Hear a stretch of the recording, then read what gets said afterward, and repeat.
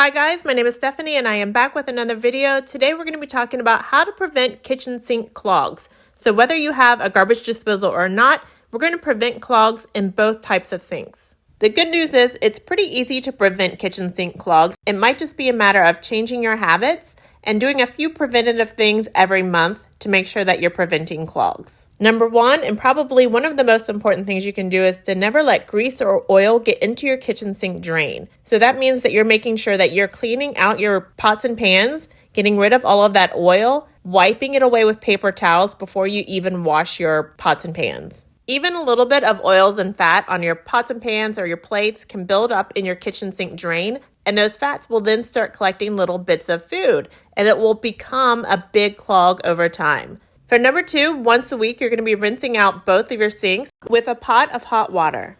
Or after boiling something on the stove like pasta or vegetables, make sure that you're pouring out that extra hot water into each sink. So alternate the sink that you're pouring that extra liquid into. That hot liquid is going to help flush away any bits of food or oils that have built up in that drain during the week. And number three is we're going to prevent as many food bits from getting into your drain as possible by using a better strainer. The standard strainer that comes with a kitchen sink doesn't really do a great job of blocking all of the food bits. That's because when you want to drain out the liquid in the sink, you have to tilt that strainer at an angle, and that leaves an opening for little bits of food to get into your drain.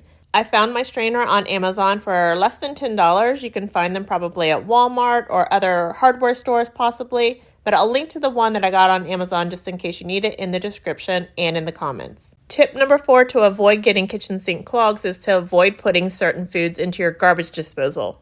Always avoid putting anything fibrous into your garbage disposal. That's going to be like your celery, potato peels. I don't put carrot peels down there either just in case. And onions. Never put those down your garbage disposal. Like I said earlier, never put any oils or fats down your sink drain. That does include your garbage disposal. Also avoid putting any pits from fruits inside of your garbage disposal. So that's going to be like your cherry, your avocado, your peaches. And avoid coffee grounds. So coffee grounds can just turn into a sludge before they make it through, and they're going to clog up your garbage disposal. So avoid those altogether too.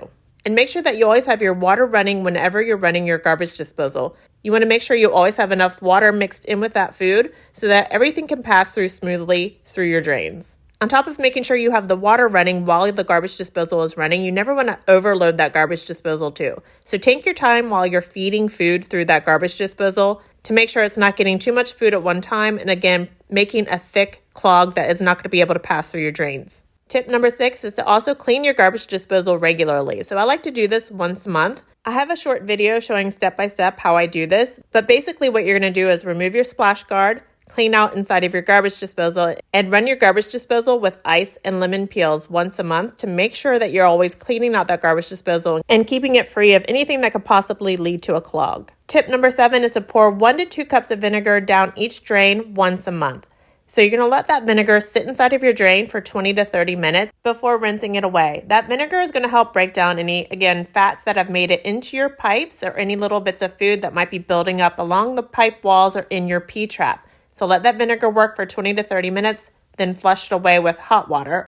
And the final tip is, if you think you might already have a clog forming in your kitchen sink drains, you should clean out the P-trap underneath each sink. So all of the things that I've told you here before are not going to get rid of a really big clog that's already built up inside of your P-trap. Unscrewing that P-trap, clearing it out completely, and starting from scratch is the best way to prevent clogs long term. If you start with a nice clean pipe, these things that I've told you in the beginning of this video are going to help prevent you from getting a clog like you're seeing here. But if you've already got a clog, there's not a lot you can do once it gets so thick. Vinegar is not going to break all of that down. Hot water is not going to flush all of that weight and fat and food buildup away. You have to get into that P-trap and give it a good cleaning. All right, that's it for how to prevent kitchen sink clogs. I hope this helped. If you have any questions, as always, put them in the comments below. I do try to answer them whenever I get a chance.